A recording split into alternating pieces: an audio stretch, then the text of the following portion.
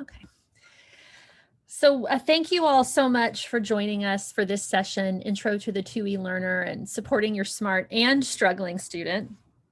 And in this session today, you may have joined because as a parent, it might be confusing. Like, why is my smart student struggling at school? Or why is my child so uneven across different subjects? They're very resistant to doing work. Why is that? And they're exhibiting some very disruptive or unusual or frightening behaviors.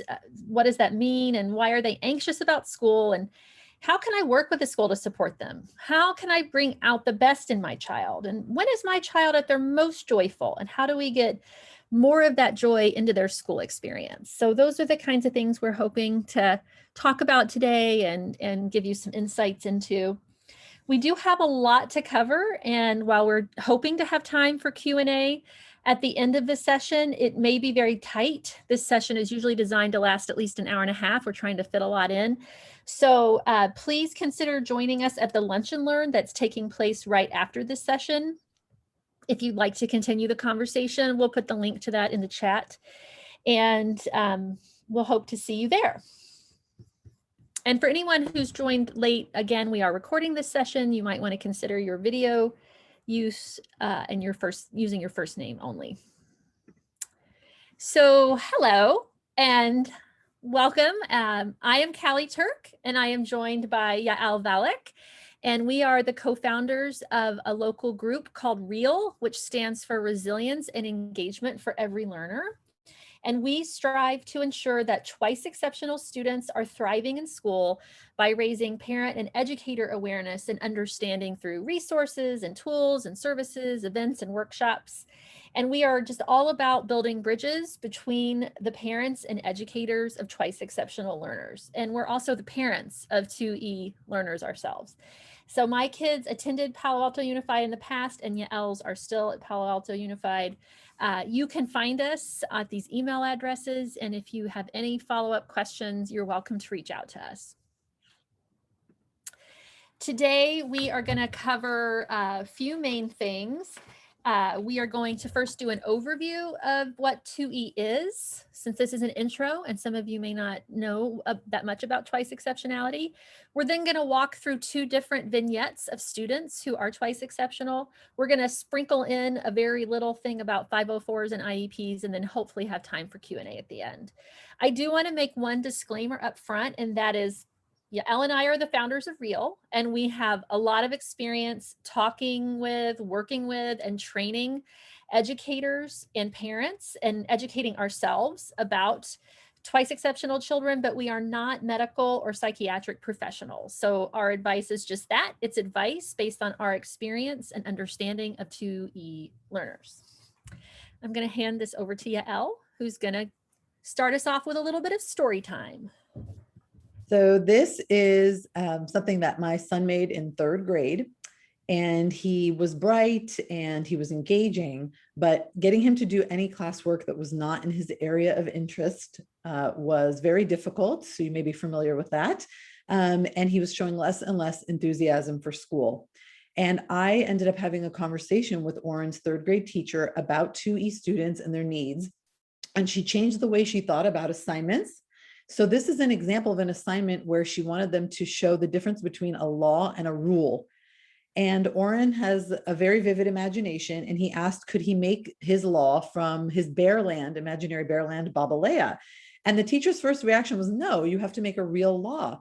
But after hearing about 2E, she thought about it and said, what's the point of this lesson? It's to show a rule versus a law. So who cares if he makes it from an imaginary land? So she allowed it. So he made this law that art fairs are not allowed in reaction to me taking him to too many that summer. And then he was engaged in the class. He participated well, and all the other students thought this was so funny. So they started making more interesting laws, and it elevated the whole classroom discussion. So this is just one small vignette, and we're not saying it's easy to solve all 2E students' challenges, in this way, but it encouraged us that with small changes in the classroom, a lot of challenges can be overcome. And he ended up connecting with this teacher and becoming one of the star students in the class because she made these changes. And so we wanted to share this 2E lens with you so that hopefully you can make changes like this for your students in their classrooms. So what is 2E? So 2E students have distinguishing strengths, high abilities and or potential in more than one area, in one or more areas, but they also at the same time have complex challenges such as ADHD, specific learning challenges such as dyslexia. They may be on the autism spectrum. They may have high anxiety. And the difference between 2E kids and other kids is kids have strengths and challenges. And in some areas, they may have a great strength in math and a challenge in writing, but 2E kids are in the middle, having both at all times. So Seth Perler, he's a famous executive functioning coach. He says, in a nutshell, if you have a child who you know is bright, but they struggle to show it in school, they may be 2E. And there are estimates that there about 5% of kids may be 2E. We anecdotally think it's higher in Silicon Valley. And so this is always important to keep in mind, this being in the green at all times. So we're used to looking at bell curves when we think about students and where they fall. And of course, no one student is in the middle of the bell curve exactly on everything, but most students fall within a little bit plus or minus of the middle of the bell curve across all areas. But this is an example of a 2E profile. And as you can see, the gaps are at extremes. So this is an example of a child who has extremely high general intellectual ability and very high mathematical reasoning. But as you can see, the processing speed is on the low end of the curve. And even though it's just on the low end of average, so that might not show up as something to be alarmed about, the difference between those two is very large. And so it's very confusing for the student. So the child's math scores are showing up as just above average. And the teacher wonders, why is this child having trouble in math? Why are they having anxiety and inability to complete assignments? But what's happening inside the child's brain is that the processing speed feels like an extreme deficit to them, and their gifted math ability is masking the processing speed challenges, and the processing speed challenges are masking the extreme math ability, and so they end up appearing average. So because of this discrepancy, and this happens to my own child, math can be both too hard and too easy at the same time. The child feels that math reasoning comes so easily to them. They're ready to tackle more advanced concepts, but they can't process information quickly or write a lot of answers. So they feel like a failure and they can't complete a basic repetitive math worksheet. You can also see that social skills are falling very low on the bell curve, and appropriate behavior may be falling low on the bell curve. And this is typical of developmental asynchronous, developing asynchronously. You may have a fourth grader. They may do math at a seventh grade level. They may write at a second grade level. They may socialize at a first grade level, and they may reason at a 12th grade level. So you can imagine how confusing that is for the child, and let alone for their parents and their educators. And we just want to point out, this is just one example of a 2E curve. Every 2E child is different. Some are very strong in writing and may fall lower on the curve in math. And that makes it even more confusing, because if you've met one 2E child, you've met one 2E child. And although we talk a lot about the struggles of 2E children, we definitely want to emphasize the amazing strength. Many 2E people are the ones you hear in the news that are changing the world. So one of the strengths of dyslexia is that they make connections across disciplines, like Steven Spielberg, that they have 3D spatial perspectives and thinking, like Steve Jobs, that they have narrative reasoning, recalling stories, episodes, and concepts, like Whoopi Goldberg. These are all strengths of dyslexia. And then creative, out-of-the-box thinking, like Dave Pilkey. Amazing enthusiasm, like Simone Biles. And risk-taking, being adventurous, seeking novelty and curious, like Richard Branson. These are all strengths of ADHD. And then knowledge, skill, passion, and strong motivation in interest areas, like Sir Anthony Hopkins. Intently focused on details, like Dan Aykroyd. Logical thinking and honest, like Greta Thunberg. And you may have heard last weekend on Saturday Night Live, Elon Musk came out as being also on the spectrum. These are all strengths of ASD. And I just want you to imagine these amazing world changers in the classroom in K through 12 and what that must have been like.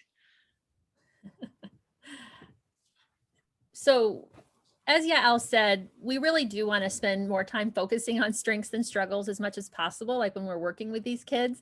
But in terms of understanding what some of the struggles might look like, if you're just getting to know about twice exceptionality, one is masking. And this is the concept that, you know, you have a gift or a talent, but it gets hidden by your struggle, or you're struggling so much that no one can see your gift or talent, or vice versa.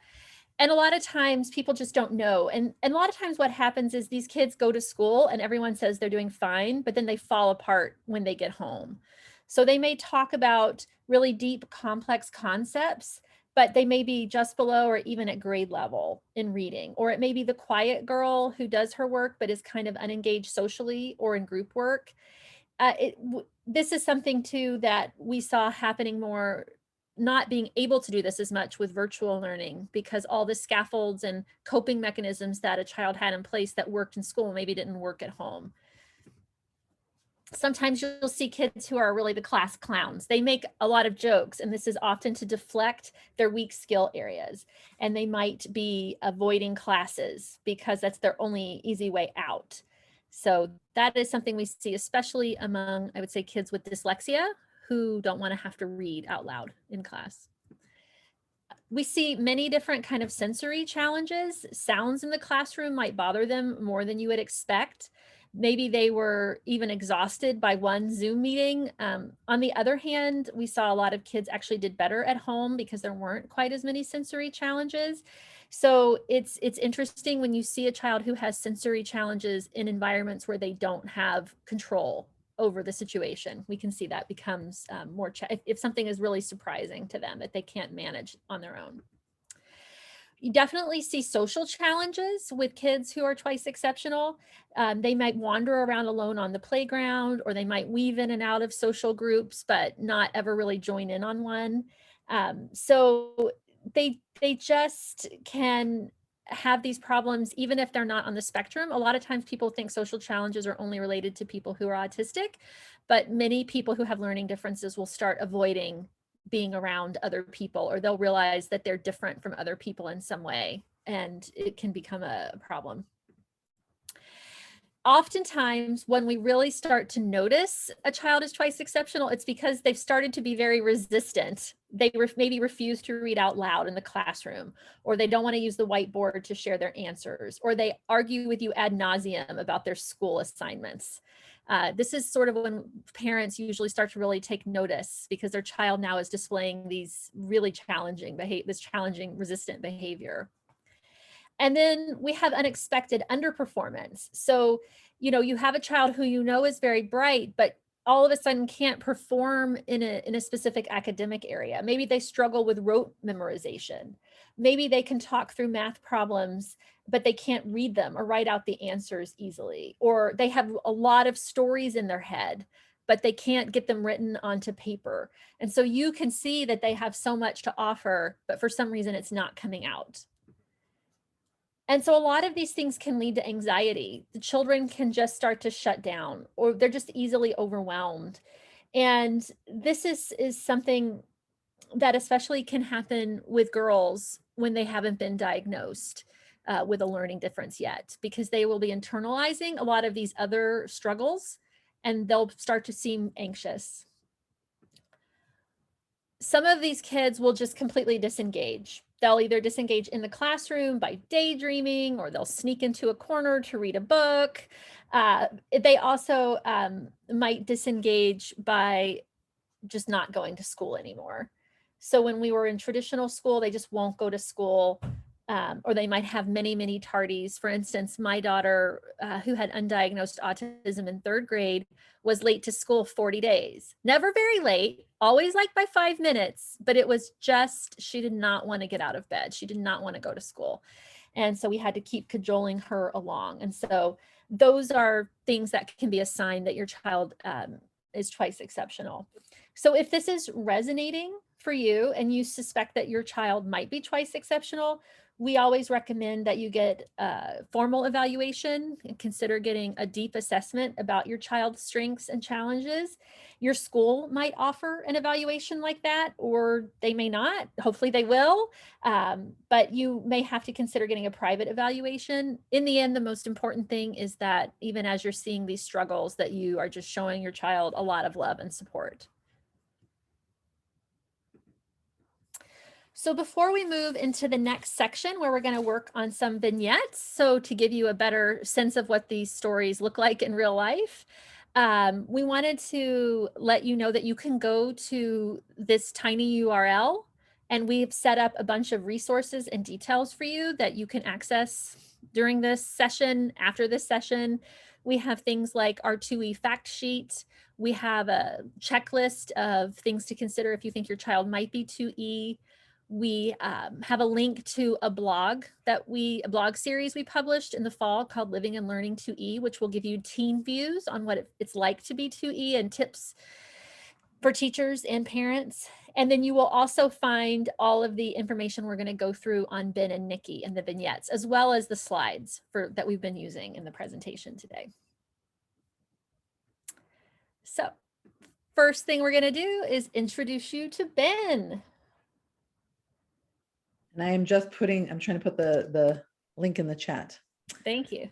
So this is a story of, I should first say that these are vignettes. We're going to share a couple of vignettes with you, and they're composites of kids that we actually know, our kids, friends' kids, in real life students in these situations.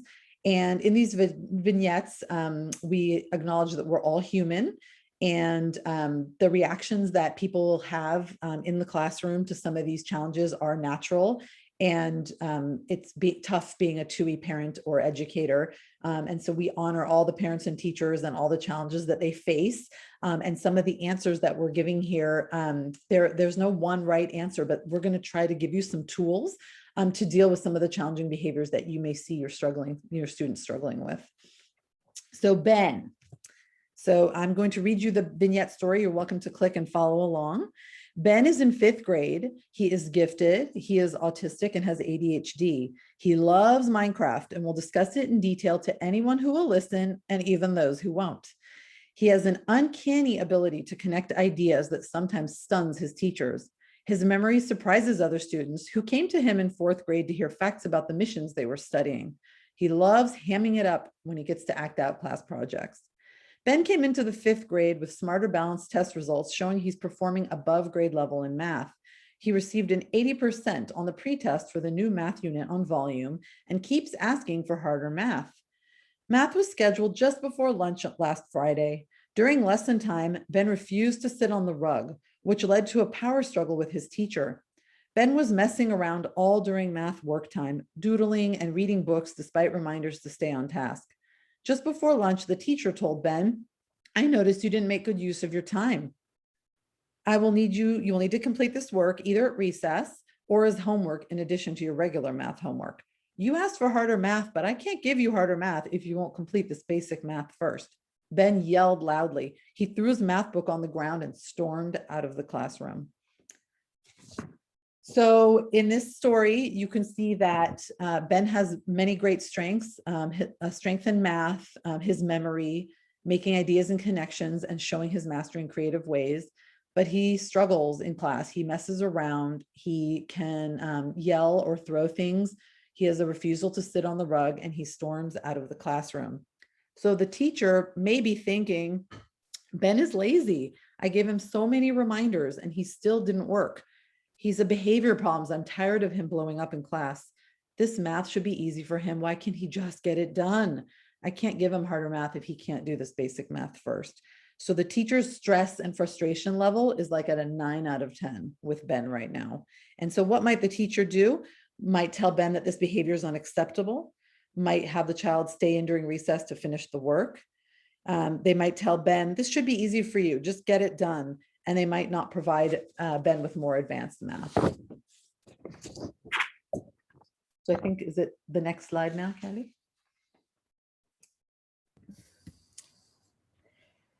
So before we move on to what happens next with Ben, the key thing that we present is this concept of reframing.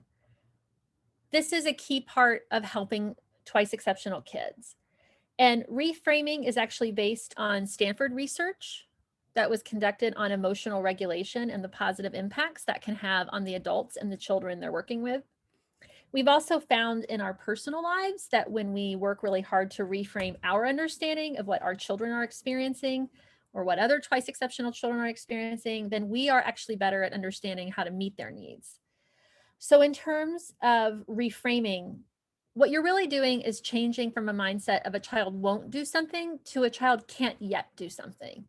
So instead of walking into a situation and feeling very judgmental in our own mindset as the adult, we walk into a situation trying to feel just very curious about what is going on and ask ourselves, why might this be happening? What might be causing this? How could I help this child? And we have to also then change our view of the child and not see them just as being so willful or defiant or trying to act out or be bad. What we have to do is reframe and say there are probably like too many stressors, or there could be a skills deficit. There's something going on that I don't understand yet about this child. And then we have to kind of rethink about our thoughts then. We can't go to labels like this child is lazy or wants attention or is rude. Instead, we really need to get into that curious place of what's getting in their way and how can I be helpful. And this will then help us shift our response away from just putting in rewards and punishments or using just a carrot and stick to get kids motivated. What it really helps us to do is look for the barriers that are impacting the child and help find and remove those and help the child learn about barriers they may face and how they can help find those and remove those. And it really changes then the child's whole experience. Children who are approached from a won't perspective end up feeling frustrated or guilty or shameful or anxious. They kind of close down. But when children know we're going to approach them from a perspective of they can't yet do something, but we believe in them and we believe we can find solutions, then they feel supported, they become stronger, they learn how to advocate better for themselves as well. And so that is the basis of what we're going to walk through with the vignettes in terms of how we get to a better place for these kids. And just keeping in mind that our own emotional regulation is just very important in working with children. If we can regulate our own emotions, then we can be better equipped to help others, kind of like the putting on your own mask, oxygen mask. Back to Ben. So what's going on inside, look at Ben curled up in the corner. What's going on in his mind is he's like, I'm tired, I'm hungry for lunch. It's been a long morning. I don't like sitting on the carpet so close to everyone. It's making me feel uncomfortable. I already know this math and I still have to do so many repetitive problems. And writing is hard for me. I can't write this many answers. I'm stupid. I can't even pay attention to easy math, even though I wish I could do harder math that's more interesting. Now I might miss recess and I need to run around, or I might have extra homework and that's really stressful for me.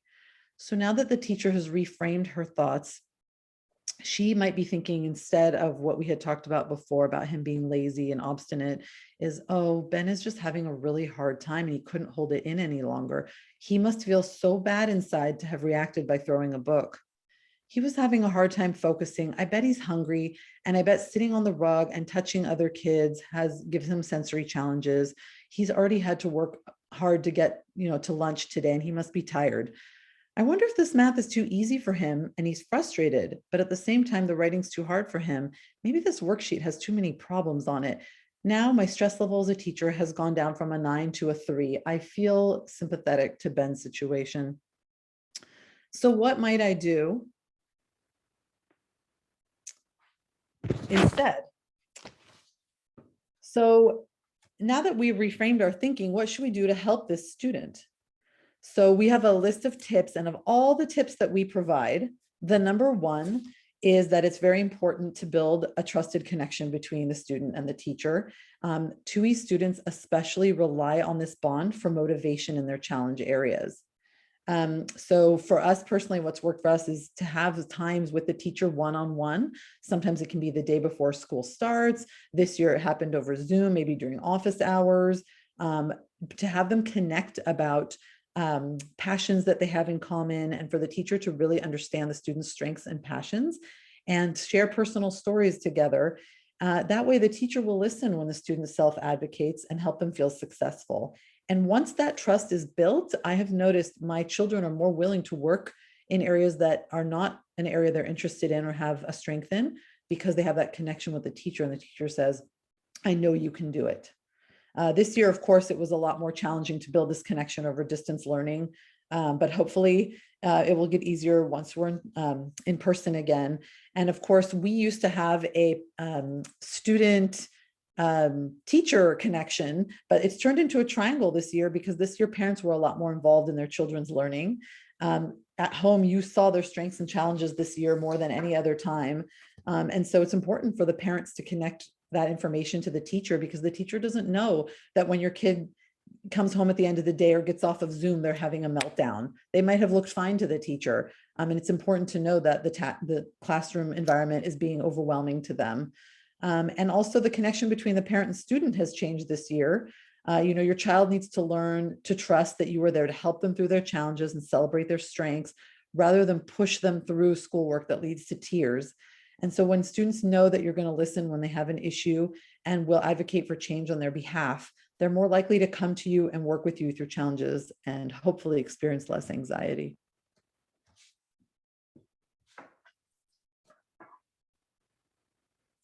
We have a few other top tips. These are the things that tend to always come up in terms of supporting our twice exceptional learners and getting to a better place with them.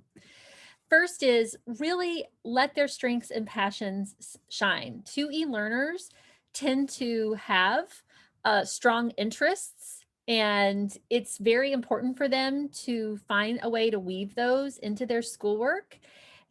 So like, for instance, maybe your child doesn't love math, but they love Pokemon. So is there a way to integrate a Pokemon worksheet into the work they're doing? Maybe they don't really like to write, but they're passionate about sharks. So could they do a research project about sharks and then make a PowerPoint presentation?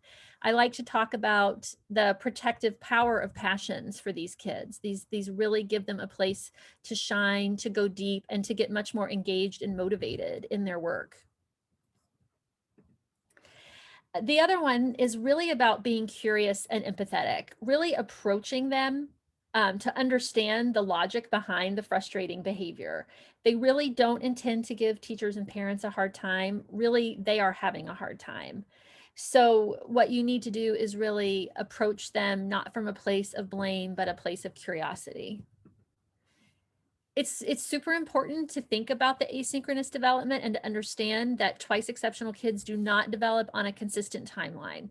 They may be able to read at a high school level, but they may not be able to really understand what they're reading as well, or they may not be able to have a friend over for more than an hour without melting down. So their social skills development, their emotional development may be quite a bit lower than some of their academic progress that they're making. And it's important for us to understand that and accept that children do not develop uniformly. There is really no normal. We've moved beyond normal.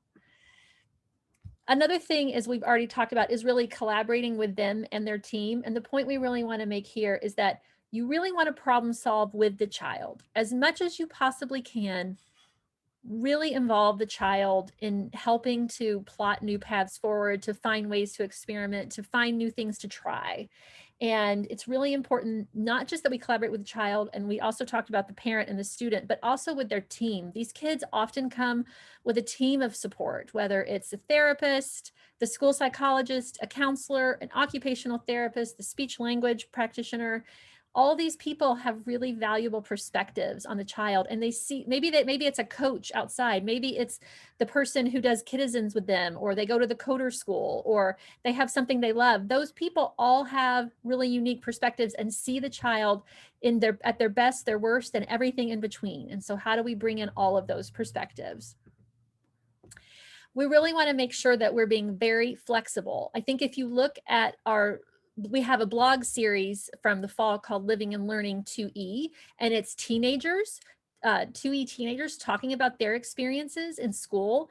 And I would say flexibility was one of the most important things to them. If they could get to a place where teachers would be flexible on assignments, would give them flexible ways to show they had mastered something, would give them the opportunity to use their strengths to show that they had mastery over content, would let them move on with content if they'd shown they had mastered, rather than making them turn in a lot of homework that maybe wasn't that useful. All of those things are really important, and we need to be advocating for flexibility for our kids. And then the last thing is just to learn something new every day. This is something that really all people should have the right to do, is to learn something new, because that will keep them engaged in school. It will keep them excited to go. When kids realize they're not going to learn something new, that the focus is going to be on everything they can't do, that's when they really start to shut down. So with these tips in mind, what are some of the strategies for supporting Ben? So typically this is an hour-and-a-half workshop, and we have you guys work in groups and strategize ways to help Ben. So we're going to share a few things that we think might help Ben. And if you have more ideas, please share them in the chat, or feel free to unmute and share them. So one thing that happened is the teacher finally talked to Ben and said, Ben, I need you to show me that you know this math. What can we do so it's not so overwhelming for you next time? And so what Ben and the teacher agreed on is that he would be given fewer problems. And instead of having to repeat, once he showed mastery of something, he would be given extensions, maybe math games to play or something more advanced to learn. And he would not have to do the parts that he had already tested out of. And they also decided that after a certain amount of time, let's say 5 minutes of working, 10 minutes of working, that Ben would get a break, and that he would have something to look forward to when he was done. So maybe he gets to, play a really cool math game or read a book that he likes. And since Ben loves Minecraft, the teacher started to tie the volume problems into Minecraft calculations. Not only did that make it more interesting to Ben, but it made it more interesting to the whole class, since many kids like to play Minecraft. And then allowing him to show different ways to show mastery other than filling in a worksheet. Could he teach the class something about this topic? Could he make a comic strip about this topic? There are so many creative ways that he could show his mastery. And then she also started to give Ben more interesting and harder work to do. And so what happened to Ben, instead of being frustrated and throwing books, the teacher joint problem solved with Ben and got to the root of the problem, and they agreed on solutions to try next time. Ben now trusts his teacher and feels connected with her, so he has fewer meltdowns and a renewed excitement for math. Ben decides to start a Minecraft math club, and many kids in the class are excited to work with him on this fun area. And that makes math in the classroom more interesting for everyone.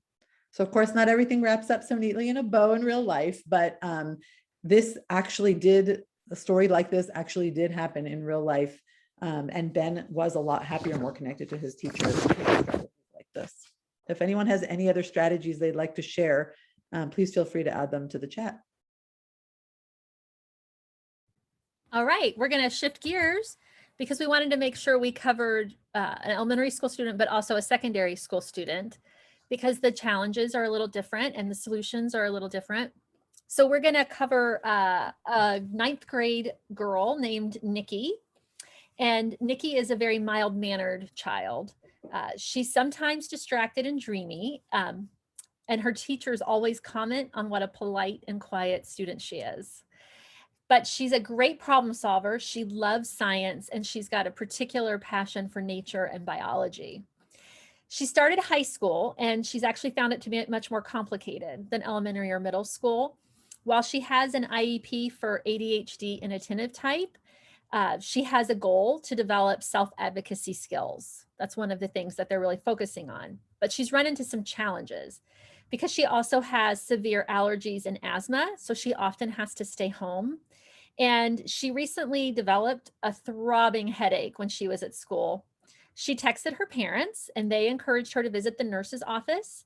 But when she got there, the nurse who had met Nikki before looked at the file and noticed that she had all these absences. So she tried to convince Nikki to stay at school. Eventually, the nurse called the nurse and asked her to review Nikki's file more closely. And once she did, she saw the medical history and the IEP, and so she understood what was going on a little better. But Nikki was super discouraged because the nurse didn't listen to her and she only checked the file after she spoke to her dad. So she felt like the nurse didn't believe her and that her self-advocacy needs weren't being addressed. Because Nikki misses school so much, it's really hard for her to keep up with all of her work, in particular in her foreign language class. And when she misses these classes, the teacher says, oh, just check the online learning management system. It's all on there. But because Nikki has ADHD, it's very difficult for her to sort through all the layers, and she feels like she's always missing something for her class. So she's just running into a lot of roadblocks, but she doesn't want to cause trouble. But she feels like she could actually do better. And she's trying so hard to hold it together, and she's exhausted when she gets home. So as you can see, she's a very kind, mild-mannered girl. She's seen as athletic and active. She's a great problem solver. She loves science, but she does have ADHD. She has a lot of anxiety. She's missing assignments, and she's actually missing school. So the teacher, before they reframe their thinking, might think things like, well, it's going to be hard for her to keep up if she misses school. I think she's making all this stuff up about headaches and stomach aches. I just think she's trying to get out of going to school. The teacher might also think something like, how am I supposed to keep up with over 100 kids? Who has IEPs and what they need? It's just too hard. And I'm spending a lot of time on Schoology, so that's enough. Ninth grader can keep up with everything on Schoology. And some teachers might even think, well, Nikki doesn't seem like she needs an IEP. I mean, parents and kids these days, they're getting IEPs for nothing. So there's a lot of kind of misunderstanding in a lot of those thoughts. And what's going to happen if we continue down that path is Nikki's going to keep feeling overwhelmed. She's going to feel misunderstood. Her grades will continue to suffer because she doesn't have the organizational skills yet, and she's going to miss out on the honors level science work because people aren't going to see what she's really capable of. And in this case, she'll start to probably nosedive and miss school more and more, never learn to self-advocate. She won't learn to trust the adults in her life. So Nikki's not feeling so great at this point, right? Like she's thinking, wow, I hate missing school because of my asthma and allergies. I know I'm just going to fall farther and farther behind. But Schoology is so hard to navigate. It seems like assignments are hiding in there. I know other kids can figure it out, but it just seems like a hurdle for me. I really don't want to trouble anyone. I know if I just sit in my classes quietly, my teachers will be happy.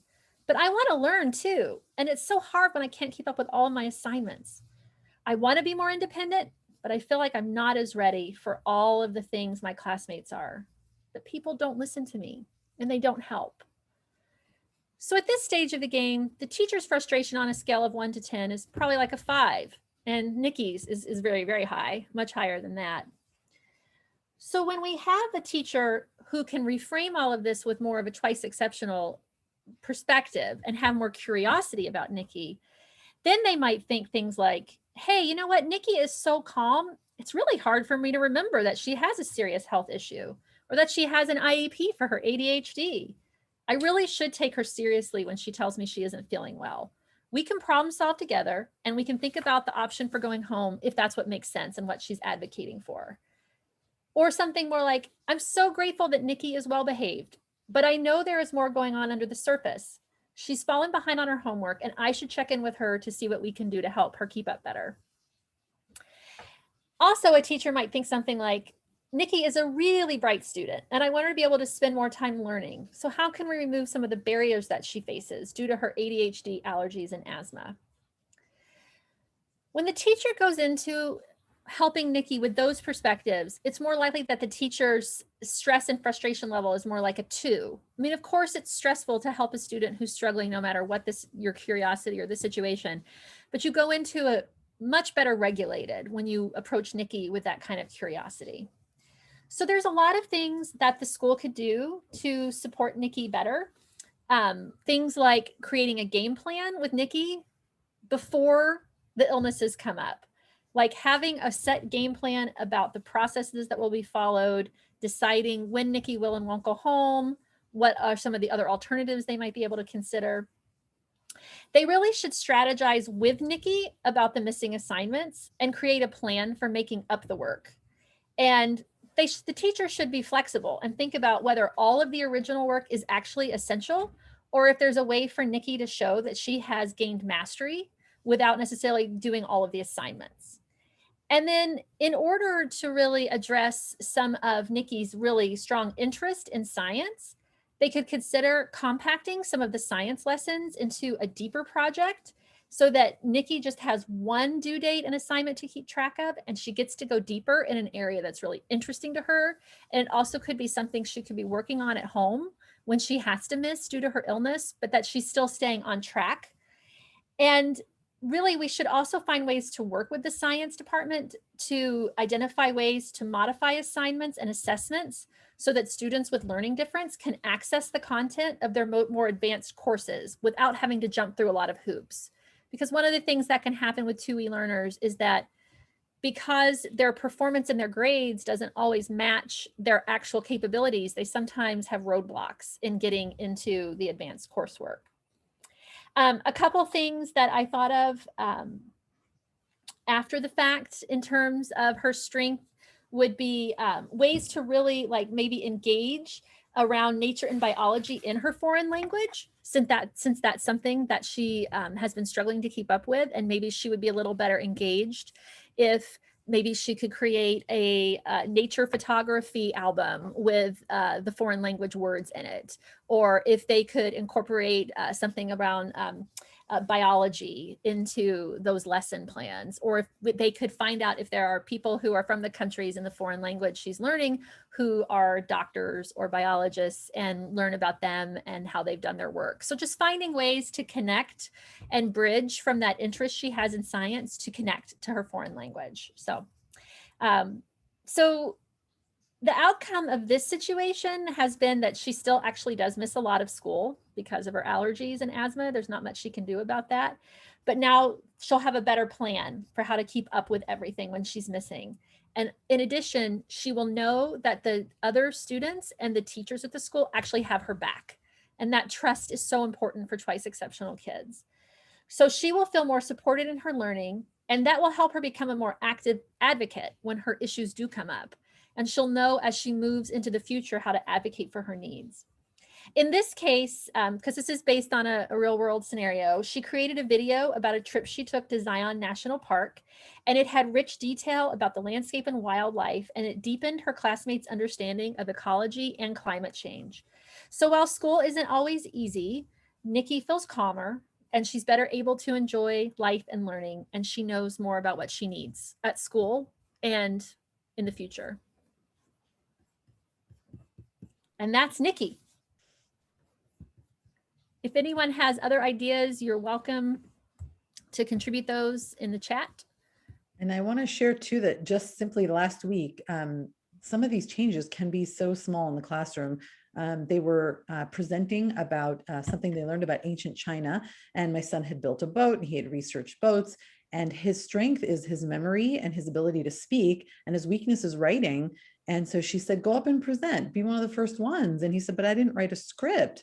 And she said, you don't need a script. And he went right up and presented, and that removed such a big hurdle, barrier, emphasized his strengths over his weaknesses. He gave a great presentation. He doesn't need a script. So those are examples of things like this where you can make the kids' world so much easier in such a, such a simple way. So everything that we've talked to up until this point are things you can work on with your teachers directly. But if you're finding that that's not solving the challenges and you need more support, your child may qualify for a 504 or an IEP through the school. And some 504 accommodations for 2E students can be around alternative demonstration of mastery, access to challenging activities, reducing the amount of repetitive tasks, offering the student more choices about what they write about or what area they research, support during group work, and leadership opportunities to emphasize the strengths. And then if your student actually needs services at school, such as counseling, social skills classes, behavioral support, occupational therapy, assistive technology, and things like that, then you may need to qualify for an IEP in order to access those services. So these are just other tools that you may use. And I think one of the things we've pointed out here, Yael, is that if you're feeling really overwhelmed or confused, or you don't feel like you're being heard, you can reach out to an advocate And we got these tips from a group called Landlord Advocacy, who did a presentation for us last fall. And they can really also, you don't have to use an advocate to like go in and fight with the district. It doesn't have to be a fight. It can be coaching behind the scenes. Like they can prepare you for a meeting. They can help you come up with ideas for goals for your child. They can also provide that direct support by going with you to meetings if you need that level of support. They're very good at brainstorming solutions to unique challenges that 2E students face, if you find the right ones. So we did it. We made it. I don't know if we rushed through, but we made it to the end with 8 minutes to spare and time for questions. If anyone has questions, or if you just want to have a conversation, like we said, I'm Callie. This is Yael. I have all the different ways you can be in touch with us here. You can email us. You can check out our website, follow us on Facebook and Twitter. And we also have our Google Groups sign up here. We have a private email list where people can post resources and events and activities, ask questions, and get more helpful advice.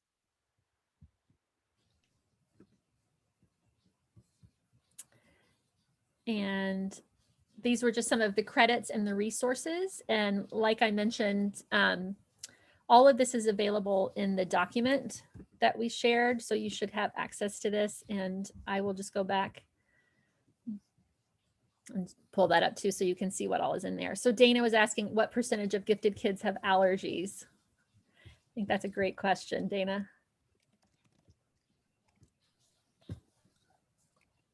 I'm going to turn off the recording and we can have our Q&A if you'd like.